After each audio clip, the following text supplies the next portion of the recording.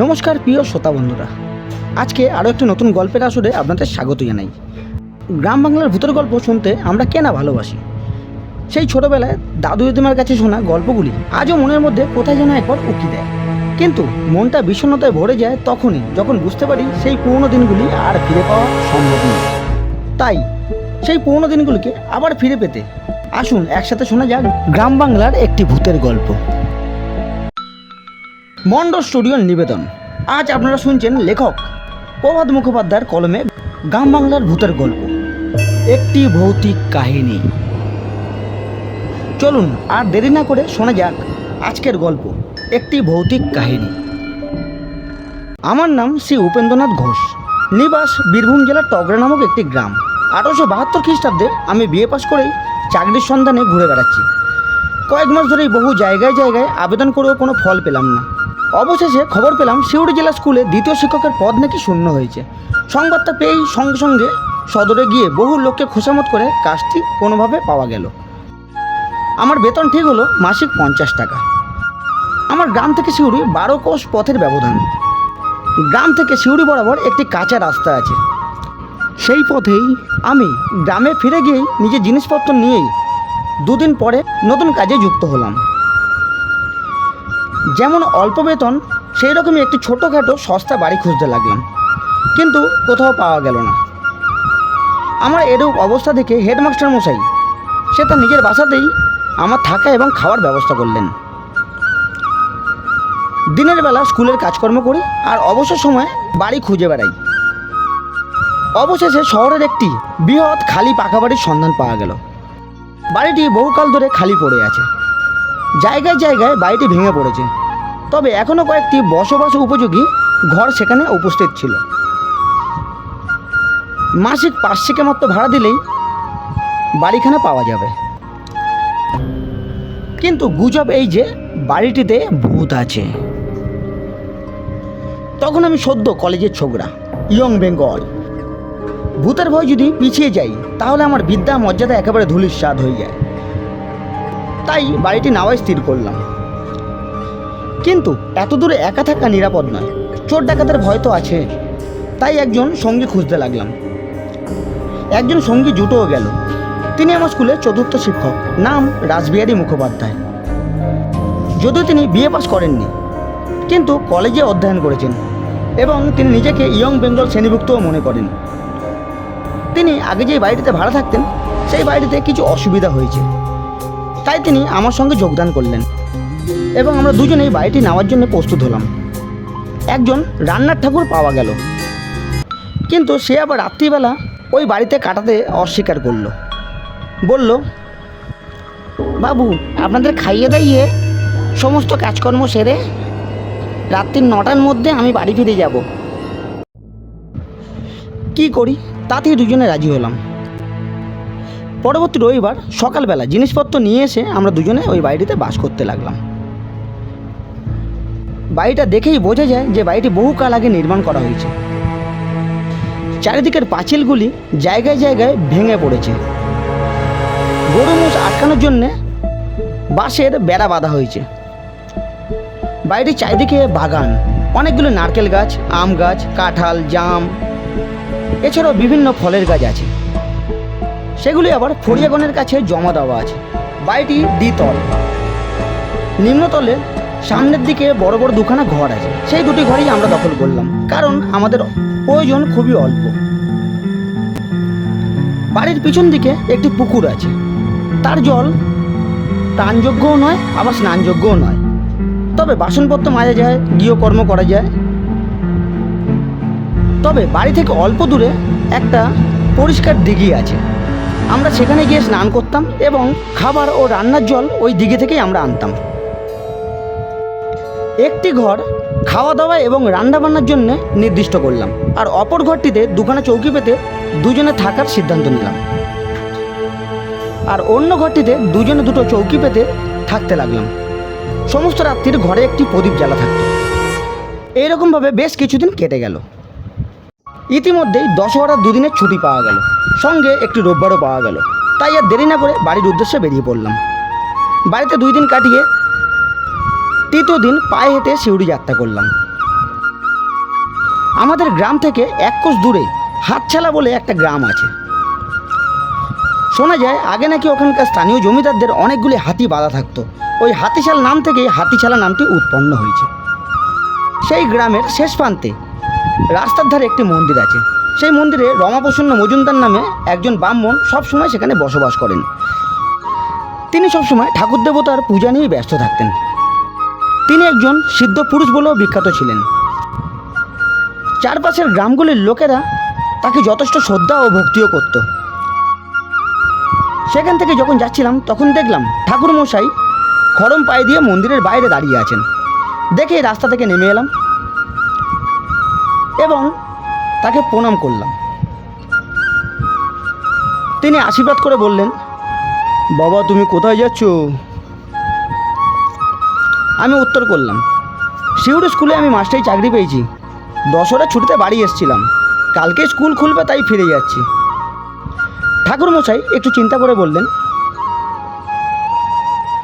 বাবা আজ কি তোমার না গেলেই নয়, আজ বাড়ি ফিরে যাও, কাল যাবে।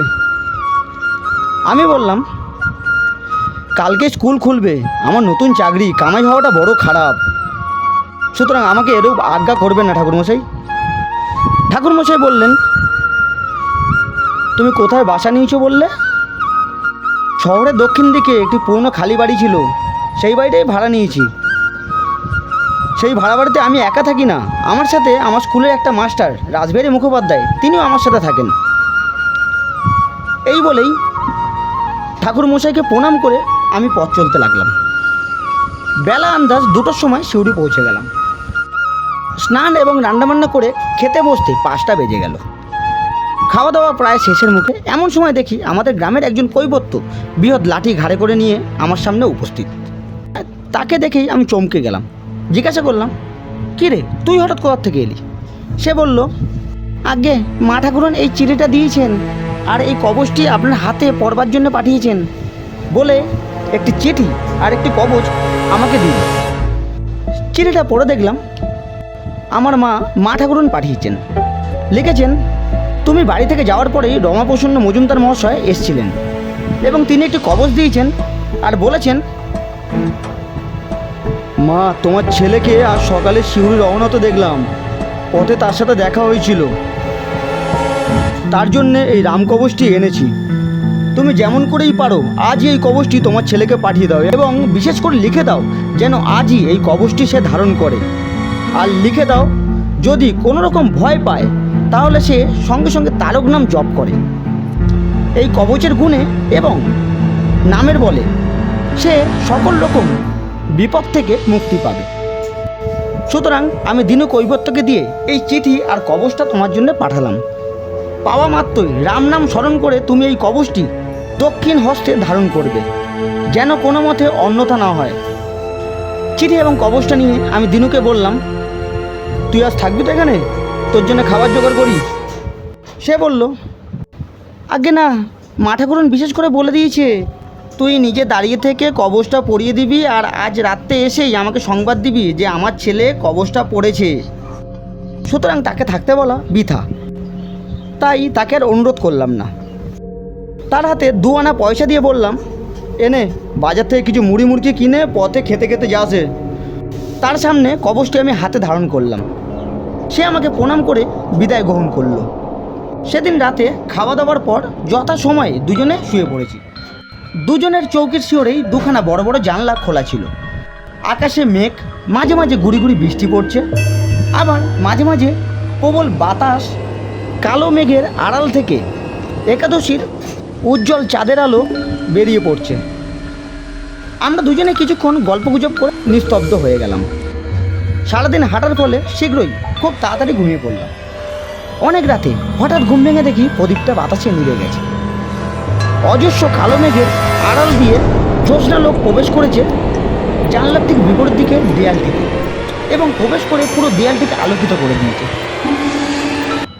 ঘুমে জড়ানো চোখ অল্প খুলেই দেখলাম যেন একটি কঙ্কালসার বৃদ্ধ আমার ঠিক বিছানার ওপরে হাঁটু গেড়ে থাবা পেতে বসে আছে এবং আমার দিকে এক দৃষ্টে তাকিয়ে আছে। তার মুখখানে যেন বহুদিনের রোগ শীর্ণ, গালের চামড়াগুলো খুলে পড়েছে, দাঁত একটাও নেই, মাড়ির ওপর তার ঠোঁটগুলো যেন চেপে বসে আছে, মাথায় ছোট ছোট সাদা পাকা চুল যেন দাঁড়িয়ে আছে, তার চোখ দুটি দিয়ে ক্রোধ ঘৃণা বিদ্যুতের জ্বালা বেরিয়ে আসছে। দেখেই আমার আপাদমস্তক শিউরে উঠল। ভয় চোখ দুটি আবার বন্ধ করলাম, কিন্তু সে অবস্থায় বেশিক্ষণ থাকতে পারলাম না। আবার চোখ দুটি খুললাম, আবার চোখ দুটি খুলতেই দেখি একই দৃশ্য। সেই বিভৎস মূর্তিটি ঠিক একই অবস্থায় বসে আছে। তখন হঠাৎ মা ঠাকুরানের চিঠির কথা মনে পড়ল। মনে মনে বললাম, আমার ভয় কি? আমার হাতে তো রক্ষা কবচ আছে। এবং মৃদুস্বরে তারক ব্রহ্ম নাম জপ করতে লাগলাম। কিছুক্ষণ পরে আবার চোখ খুলে দেখি সেই মূর্তি আর নেই। সাহস পেয়ে উঠে বসলাম। জড়িত কণ্ঠে আমার বন্ধুটাকে ডেকে বললাম, রাসবিহারী বাবু। রাসবিহারী বাবু উঠে বসলো এবং বলল, কি হয়েছে? আমি তখনই প্রদীপখানা জ্বালিয়ে সমস্ত ঘটনাটি তাকে খুলে বললাম। সেও আমার কথা শুনে ভয় পেয়ে গেল। সমস্ত রাত্রি আমরা গল্প করে কাটালাম। পরের দিন সকালেই ওই বাড়ি সঙ্গে সঙ্গে ত্যাগ করলাম এবং অন্য একটি আশ্রয় গ্রহণ করলাম। খাওয়া দাওয়া সেরে ঠিক 10:30টার সময় স্কুলে পৌঁছালাম। টিফিনের সময় ডাকওয়ালা পিয়ন এসে একটি চিঠি দিয়ে গেল। দেখলাম সেখানে আমাদের ঠাকুরমশাই রমাপ্রসন্ন মজুমদার মহাশয় লিখেছেন। চিঠির তারিখ লেখা আছে আগের দিনের।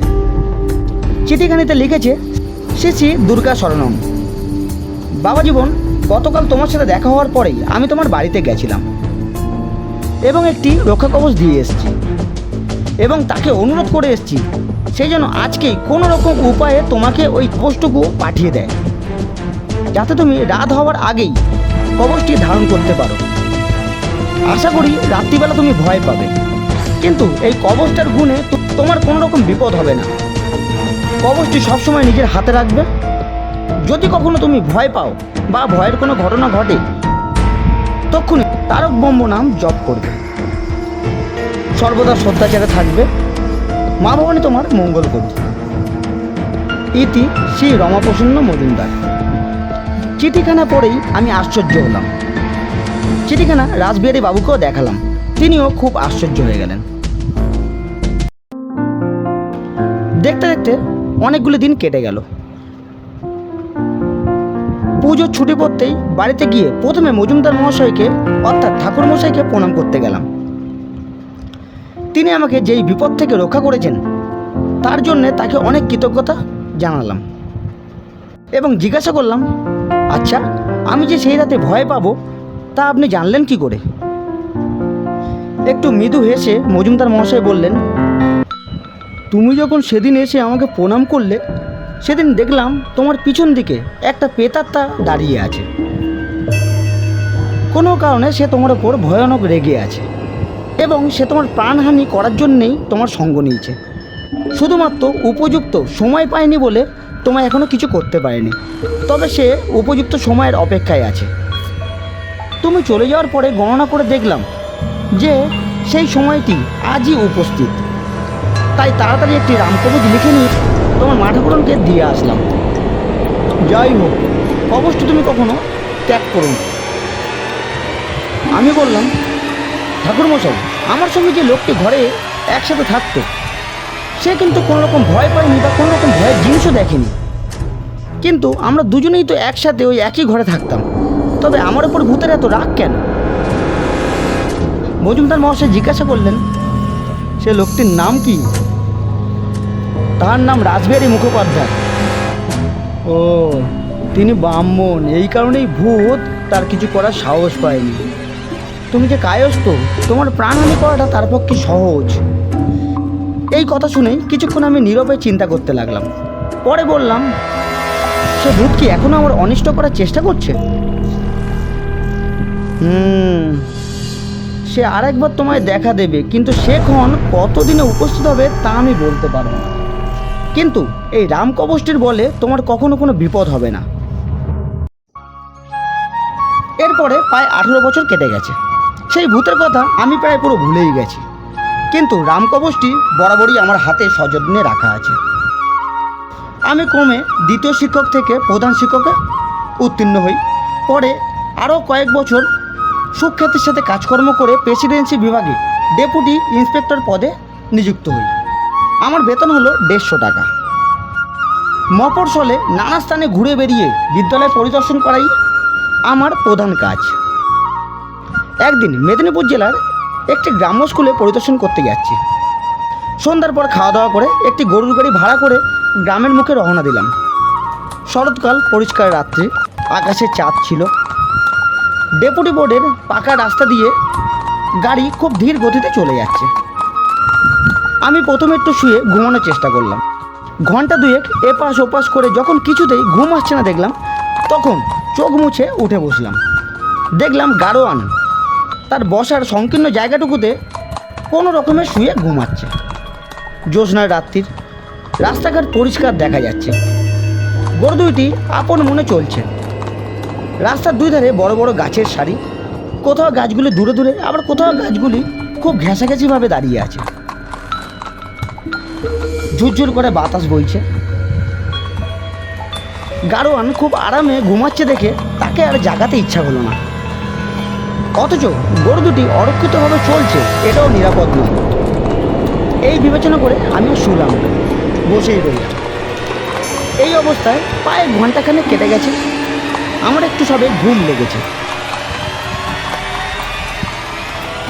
আমি বসে বসে ঘুরতে লাগলাম। হঠাৎ গরু দুইখানা থেমে গেল। একটা ঝাঁকুনি দিয়ে গাড়িখানা দাঁড়িয়ে পড়ল। আমার ঘুম ততক্ষণে ছুটে গেছে। চোখ খুলেই দেখি সেই ভয়ঙ্কর মূর্তি গরু দুটির সামনে দাঁড়িয়ে দুখানা সংকীর্ণ হাত দিয়ে গরুর গাড়িটাকে ধরে আটকে রেখেছে। সেই জ্বলন্ত চোখ দুটি দিয়ে আমার প্রতি ক্রোধ, ঘৃণা যেন বেরিয়ে আসছে। দেখেই আমার শরীরে রক্ত হিম হয়ে গেল। আমি সঙ্গে সঙ্গে কাঁপতে লাগলাম। সঙ্গে সঙ্গে বুকের কাছে হাত রেখেই তারক ব্রহ্ম নাম জপ করতে লাগলাম। কিছুক্ষণ জপ করতেই দেখলাম মূর্তিখানা ছায়ার মতো মিলিয়ে যাচ্ছে। যখন সে একেবারে অদৃশ্য হয়ে গেল, তখনই গরু দুইখানা গাড়ি পিছন দিকে ঘুরিয়ে মহা বেগে ছুটতে লাগলো। ঝাঁকুনিতে গাড়োয়ানের ঘুম ভেঙে গেল। সে ধরপড় করে উঠে বসলো। বাবু, এ কি, গরু এমন করে ছুটছে কেন পিছন দিকে? আসল কথা তাকে আর বললাম না। তাকে শুধু বললাম, হয়তো পথে কোনো ভয় পেয়েছে, তাই জন্য ছুটছে। গাড়োয়ান তখন গাড়ি থামাবার এবং গাড়ির মুখ ঘোরানোর অনেক চেষ্টা করলো, কিন্তু গরু দুটো যেন লাঙল টেনে ছিঁড়ে ফেলবে এরকম উপক্রম করলো। কিন্তু কিছুতেই তারা দাঁড়ায় না। তারা ছুটছে তো ছুটছে, দৌড়েই যাচ্ছে। অবশেষে ছুটতে ছুটতে যখন একটি গ্রামের বাজারে এসে উপস্থিত হলো, তখন গরু দুটি অনেক লোকজন এবং গরুর গাড়ি দেখে দাঁড়িয়ে গেল। গরু দুইটি ভয়ানক ক্লান্ত হয়ে পড়েছে। আমি গাড়োয়ানকে বললাম, থাক, আজ আর গিয়ে কাজ নেই। গরু দুটোকে খুলে দাও আর ওদেরকে ঘাস আর জলের ব্যবস্থা করে দাও। কাল সকালবেলা আবার যাওয়া যাবে। আজ রাত এখানেই বিশ্রাম করে নিই।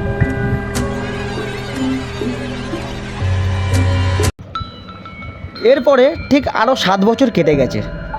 আর কখনো কোনো রকম ভয় পাইনি। এই রামকবচটি এখনও আমার কাছে ধারণ করা আছে এবং যতদিন বাঁচব ততদিন এই রামকবচটি আমার কাছেই থাকবে। আজ শুনছিলেন লেখক প্রভাত মুখোপাধ্যায়ের লেখা একটি গ্রাম বাংলার ভূতের গল্প, একটি ভৌতিক কাহিনী। ভিডিওটি কেমন লাগলো অবশ্যই কমেন্টে জানাতে ভুলবেন না। আর ভিডিওটি ভালো লাগলে অবশ্যই একটি লাইক করে চ্যানেলটিকে সাবস্ক্রাইব করে দিয়ে আমাদের পাশে থাকবেন। দেখা হচ্ছে নতুন আরেকটি হাড়হিম করা গ্রাম বাংলার ভূতের গল্প নিয়ে।